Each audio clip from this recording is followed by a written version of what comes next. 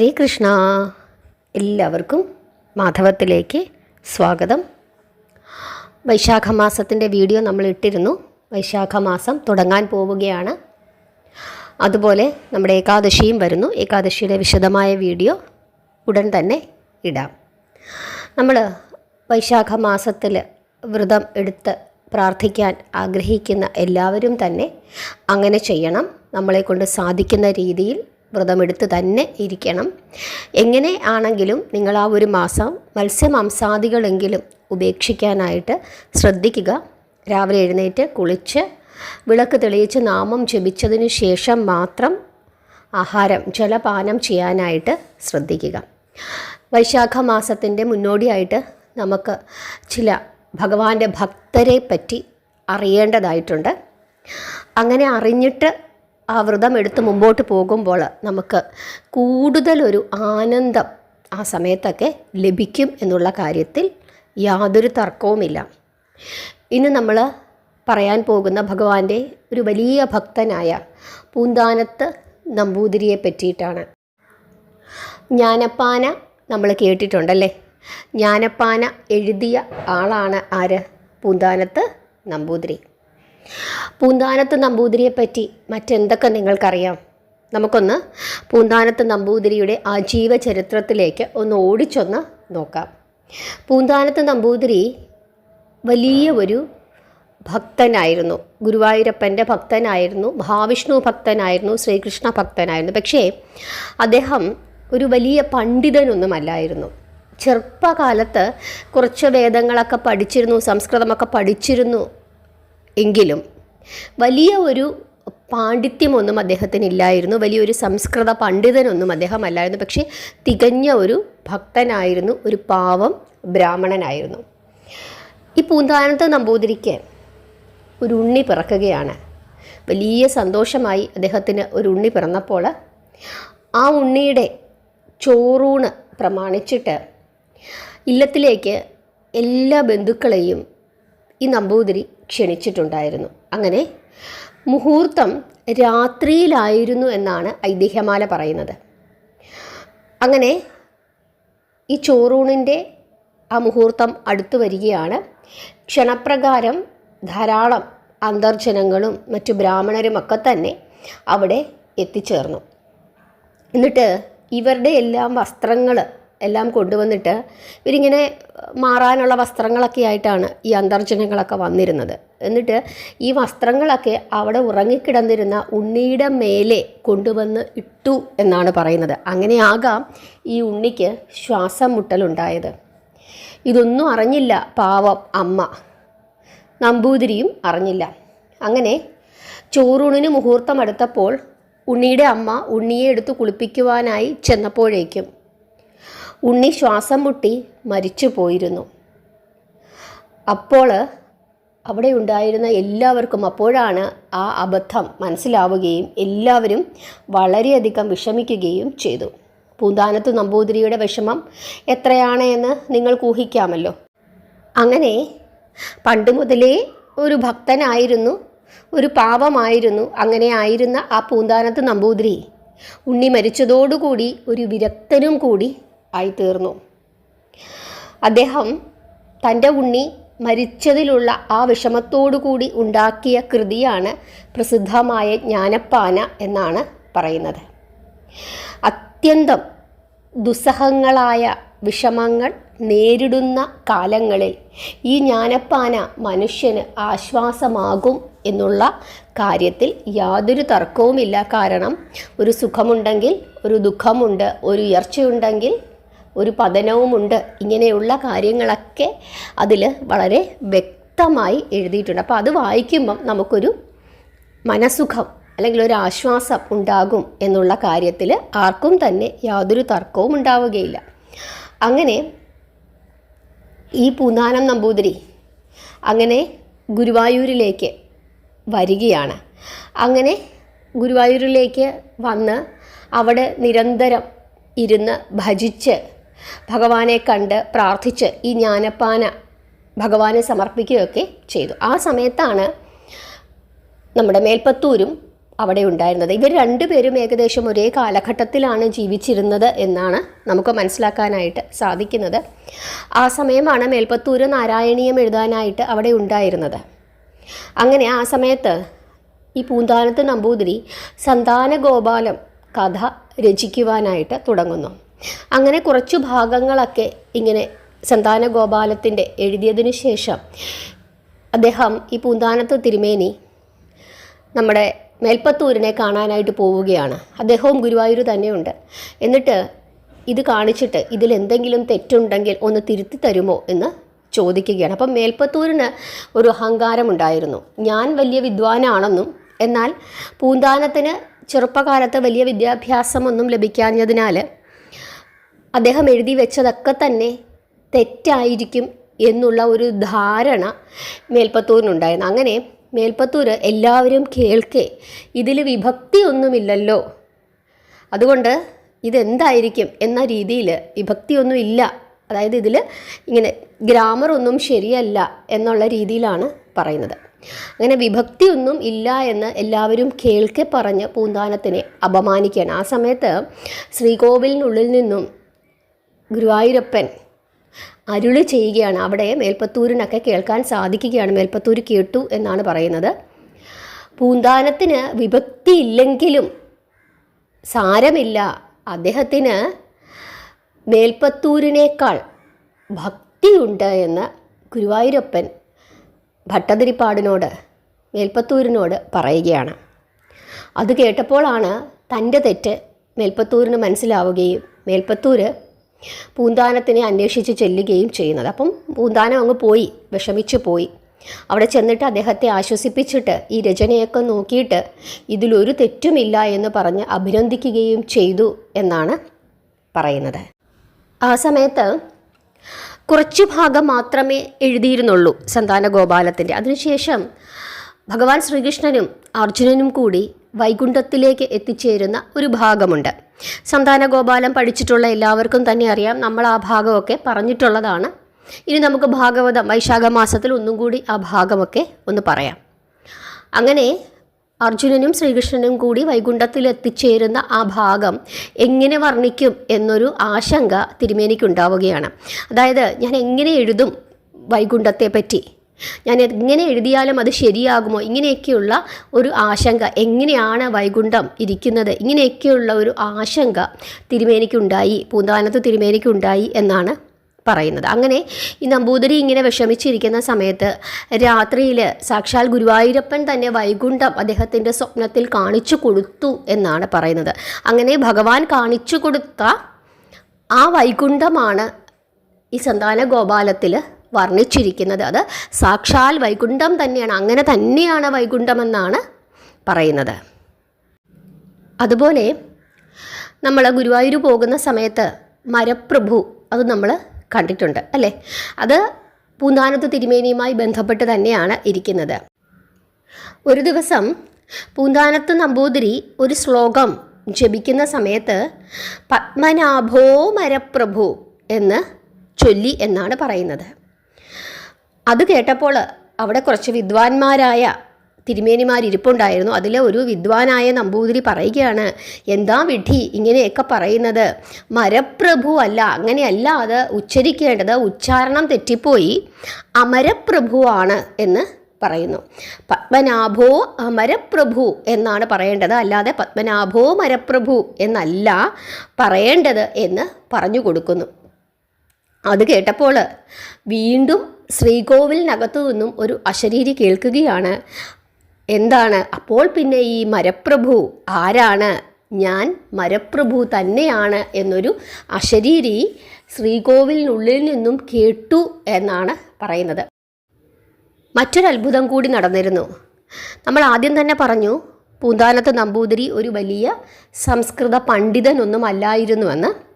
ആ സമയത്ത് ഗുരുവായൂർ പല വിദ്വാൻമാരും ഭാഗവതം വായിച്ചിട്ട് അർത്ഥം പറഞ്ഞു കൊടുത്തിരുന്നു. ഇദ്ദേഹം സ്ഥിരമായി അതിങ്ങനെ കേട്ടുകൊണ്ടിരിക്കുമായിരുന്നു. അങ്ങനെ സ്ഥിരമായി കേട്ടുകൊണ്ടിരുന്നിരുന്ന് ഇദ്ദേഹത്തിന് ഈ ഭാഗവതത്തിൻ്റെ ഏതു ഭാഗം പറഞ്ഞാലും അർത്ഥം പറയാം എന്നുള്ള ഒരു അറിവ് അദ്ദേഹം നേടിയെടുത്തു. കാരണം സ്ഥിരമായി ഇങ്ങനെ കേട്ടുകൊണ്ടിരിക്കുകയാണല്ലോ.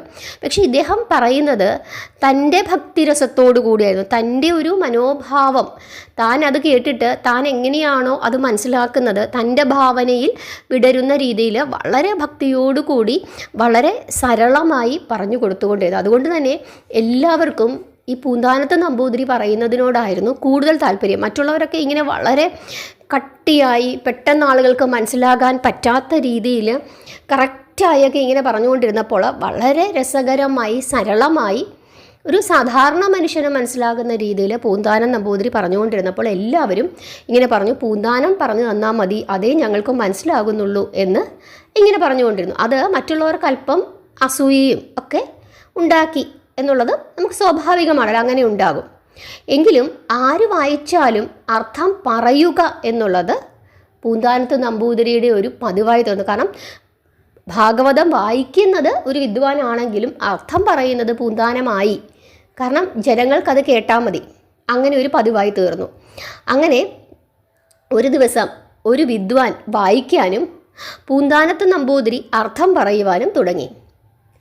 വായന കേൾക്കാൻ പണ്ഡിതന്മാരും അതുപോലെ തന്നെ പണ്ഡിതന്മാരല്ലാത്തവരുമായ ധാരാളം ജനങ്ങളും അവിടെ വന്നുകൂടി. അന്ന് വായിച്ച ഭാഗം രുക്മിണീ സ്വയംവരമായിരുന്നു. അങ്ങനെ ഈ കറക്റ്റായിട്ടുള്ള അർത്ഥം അല്ല ആര് പറയുന്നത്, ഈ നമ്പൂതിരി പറയുന്നത്. അതുകൊണ്ട് തന്നെ അദ്ദേഹത്തിൻ്റെ മനോധർമ്മം അനുസരിച്ചിട്ടായിരുന്നു അദ്ദേഹം പറഞ്ഞുകൊണ്ടിരുന്നത്. അങ്ങനെ പൂന്താനത്ത് നമ്പൂതിരിയുടെ മനോധർമ്മം അനുസരിച്ചിട്ട് അദ്ദേഹം പറയുകയാണ്, രുക്മിണി കൃഷ്ണൻ്റെ അടുക്കലേക്ക് ബ്രാഹ്മണനെ പറഞ്ഞയക്കുന്ന സമയത്ത് രുക്മിണി ബ്രാഹ്മണൻ്റെ കയ്യിൽ ഒരെഴുത്തു കൊടുത്തയച്ചു എന്നാണ് പറയുന്നത്. അതായത് രുക്മിണീ ദേവി ബ്രാഹ്മണനെ ഭഗവാൻ കൃഷ്ണൻ്റെ അടുക്കലേക്ക് ദൂതിനായി പറഞ്ഞയക്കുന്നുണ്ട്. ഭാഗവതത്തിൽ ദൂതിനായി പറഞ്ഞയച്ചെന്നും ഈ ബ്രാഹ്മണൻ വന്ന് കാര്യങ്ങളൊക്കെ ഭഗവാനോട് പറയുന്നു എന്നുമാണ് എഴുതിയിരിക്കുന്നത്. എങ്കിലും ഒരു എഴുത്തും കൂടി കൊടുത്തയച്ചു എന്ന രീതിയിൽ, കാരണം പെട്ടെന്ന് മനസ്സിലാകണ്ടേ, അതിനു വേണ്ടിയിട്ട് അദ്ദേഹത്തിന് ആ സമയത്ത് അങ്ങനെയാണ് തോന്നിയത്. അങ്ങനെ അദ്ദേഹം പറഞ്ഞു. ഉടനെ തന്നെ മറ്റുള്ള വിദ്വാൻമാരെല്ലാവരും കൂടി എവിടെയാണ് എടുത്തു കൊടുത്തയച്ചിരിക്കുന്നത് എന്ന് പറഞ്ഞത്, അത് കാണിച്ചു തരൂ, ആ ശ്ലോകം കാണിച്ചു തരൂ, എഴുത്ത് എവിടെ കൊടുത്തയച്ചിരിക്കുന്നു എന്ന് പറഞ്ഞ് പാവം ഈ നമ്പൂതിരിയോട് വഴക്കായി. നമ്പൂതിരി ആകെ വിഷമിച്ചു. കാരണം അങ്ങനെയൊരു വാചകം അതിലില്ല, ബ്രാഹ്മണനെ അയച്ചു എന്ന് മാത്രമേ ഉള്ളൂ. ആ സമയത്ത് വീണ്ടും ഒരു അശരീരി കേൾക്കുകയാണ്. എന്താണ് ആ അശരീരി? എഴുത്തു കൊടുത്തയച്ചില്ല എന്ന് ഏത് ശ്ലോകത്തിലാണ് പറഞ്ഞിരിക്കുന്നത് എന്ന് വീണ്ടും ഒരു അശരീരി കേൾക്കുന്നു. അതുകൂടാതെ വീണ്ടും ഭഗവാൻ ഗുരുവായൂരപ്പൻ പറയുകയാണ്, എൻ്റെ അടുത്തേക്ക് ആ ബ്രാഹ്മണൻ വന്നപ്പോൾ രുക്മിണിയുടെ ഒരെഴുത്തു കൂടി കൊണ്ടുവന്നിരുന്നു എന്നും കൂടി ഗുരുവായൂരപ്പൻ പറഞ്ഞു എന്നാണ് പറയുന്നത്. ആ സമയം അവിടെ ഉണ്ടായിരുന്ന എല്ലാവരും തല കുനിച്ചു എന്നും പൂന്താനത്തിന് വളരെയധികം സന്തോഷവും അത്ഭുതവും തോന്നുകയും ചെയ്തു എന്നും പറയുന്നു. അങ്ങനെ കാലക്രമേണ പൂന്താനത്തു നമ്പൂതിരിയെപ്പറ്റി എല്ലാവർക്കും വലിയ മതിപ്പുണ്ടാവുകയും അദ്ദേഹത്തിനെ എല്ലാവരും ബഹുമാനിക്കുകയും ചെയ്തിരുന്നു. ഇങ്ങനെ തൻ്റെ ഭക്തരെ ആരെങ്കിലും ഏതെങ്കിലും സമയത്ത് കുറ്റപ്പെടുത്തിയാൽ അവിടെയൊക്കെ ഭഗവാൻ ഉണ്ടാകും എന്നുള്ളതാണ് പൂന്താനത്ത് നമ്പൂതിരിയുമായി ബന്ധപ്പെട്ട് നമുക്ക് മനസ്സിലാക്കാനായിട്ട് സാധിക്കുന്നത്.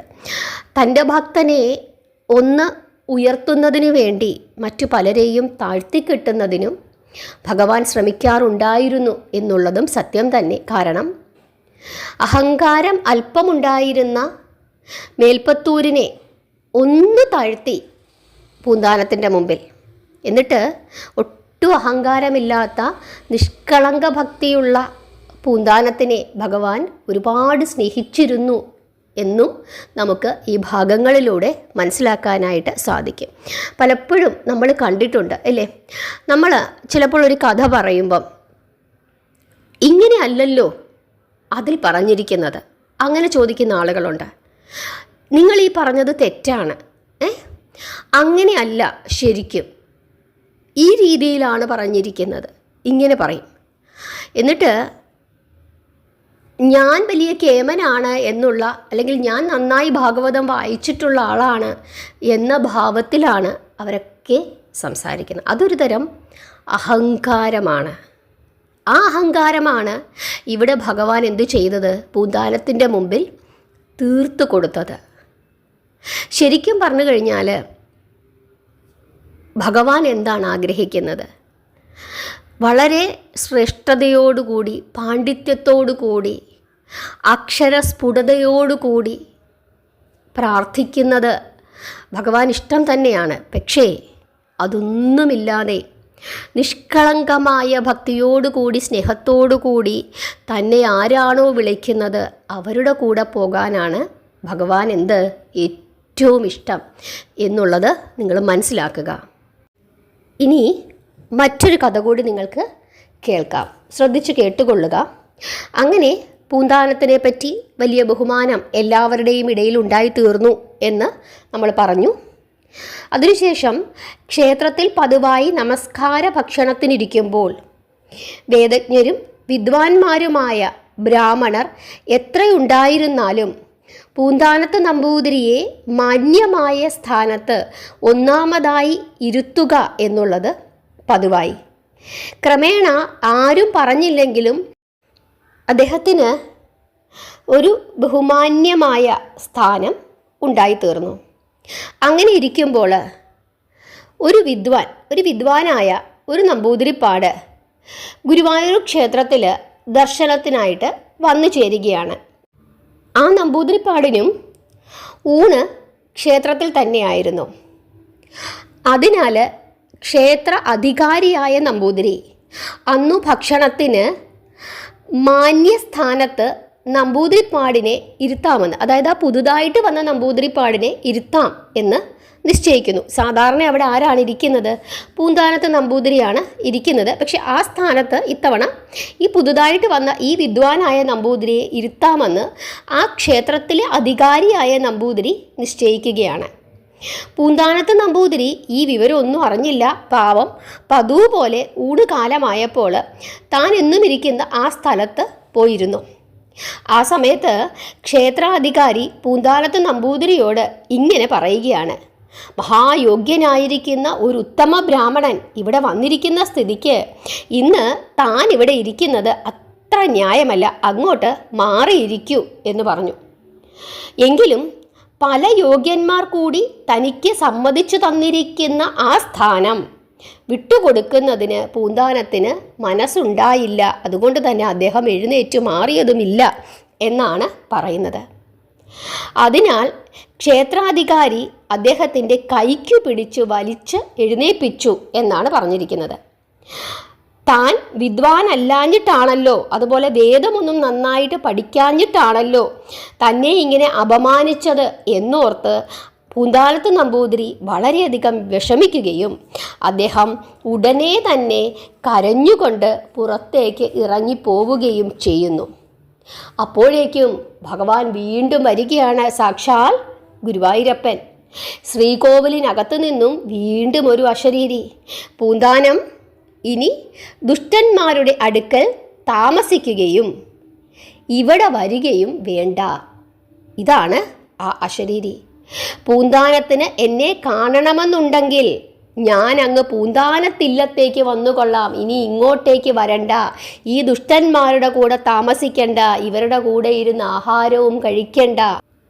പൂന്താനത്തിന് എപ്പോൾ എന്നെ കാണണം എന്ന് തോന്നുന്നുവോ ഒന്ന് നിരീച്ചാൽ മതി, ആ നിമിഷം ഞാൻ അങ്ങോട്ട് വന്നുകൊള്ളാം എന്ന് അശരീരി കേൾക്കുകയാണ്. നമ്പൂതിരി അത് കേട്ട് വളരെയധികം സന്തോഷത്തോടു കൂടി ഭഗവാനെ നമസ്കരിച്ചിട്ട് തൻ്റെ ഇല്ലത്തേക്ക് മടങ്ങിപ്പോവുകയും ചെയ്തു എന്നാണ് ഐതിഹ്യം പറയുന്നത്. എന്നിട്ട് ഈ പാവം പൂന്താനത്ത് നമ്പൂതിരി തൻ്റെ ഇല്ലത്തിലേക്ക് മടങ്ങിപ്പോവുകയും അവിടെ ചെന്നതിനു ശേഷം അദ്ദേഹം മനസ്സിൽ ഇങ്ങനെ ചിന്തിക്കുകയാണ്: ഭഗവാൻ ശ്രീകൃഷ്ണൻ, ഭഗവാൻ ഗുരുവായൂരപ്പൻ എന്നെ വന്ന് കണ്ടതിനു ശേഷം മാത്രമേ ഇന്നെനിക്ക് ഊണ് കഴിക്കാൻ സാധിക്കുകയുള്ളൂ എന്ന് വിചാരിച്ച് അദ്ദേഹം ഊണ് കഴിക്കാതെ അവിടെ ഇരുന്നു എന്നാണ് പറയുന്നത്. അപ്പോൾ ഭക്തവത്സലനായ ഭഗവാൻ ഗുരുവായൂരപ്പൻ നമ്പൂതിരിയുടെ ഇല്ലത്തിലേക്ക് എഴുന്നള്ളി എന്നും എന്നിട്ട് പൂന്താനം നമ്പൂതിരിയുടെ വാമഭാഗത്ത് വന്നിരുന്നു എന്നും പറയുന്നു. അത് കണ്ട് നമ്പൂതിരി ഭഗവാനെ സാഷ്ടാംഗം നമസ്കരിച്ചു പൂജിച്ചു എന്നും പറയുന്നു. ആ സമയത്ത് ഭഗവാൻ ഇങ്ങനെ പറയുന്നു, ഇനി പൂന്താനം എന്നെ ഇവിടെ ഇരുന്ന് ഭജിച്ചാൽ മതി, എൻ്റെ സാന്നിധ്യം ഇവിടെ ഉണ്ടാകും എന്ന് അരുളി ചെയ്തതിനു ശേഷം അദ്ദേഹം അപ്രത്യക്ഷനാവുകയും ചെയ്തു എന്നാണ് പറയുന്നത്. അങ്ങനെ നമ്പൂതിരി ഭഗവാനെ കണ്ടതായ ആ സ്ഥലത്ത് ഒരു അമ്പലം പണിയിച്ച് അവിടെ ഭഗവാൻ ശ്രീകൃഷ്ണൻ്റെ വിഗ്രഹത്തെ കുടിയിരുത്തി പതിവായി പൂജാ നിവേദ്യങ്ങൾ കഴിച്ച് സേവിച്ചു കൊണ്ടിരുന്നു എന്നും പറയുന്നു. ഇതിൽ നിന്നും നിങ്ങൾക്ക് എന്താണ് മനസ്സിലാക്കാൻ സാധിക്കുന്നത്? ഭഗവാന് തൻ്റെ ഭക്തനോടുള്ള അത്യധികമായ സ്നേഹം. ഇവിടെ കേമനായ വിദ്വാൻമാരായ പല നമ്പൂതിരിമാരും ഭഗവാനെ കാണാനായിട്ട് വന്നിട്ടുണ്ട്. പക്ഷേ അവരോടൊന്നും ഭഗവാൻ അത്ര വലിയ താല്പര്യമുണ്ടായിരുന്നില്ല എന്ന് നിങ്ങൾ മനസ്സിലാക്കുക. ശരിക്കും ഭഗവാൻ എന്താണ് ആഗ്രഹിക്കുന്നത്?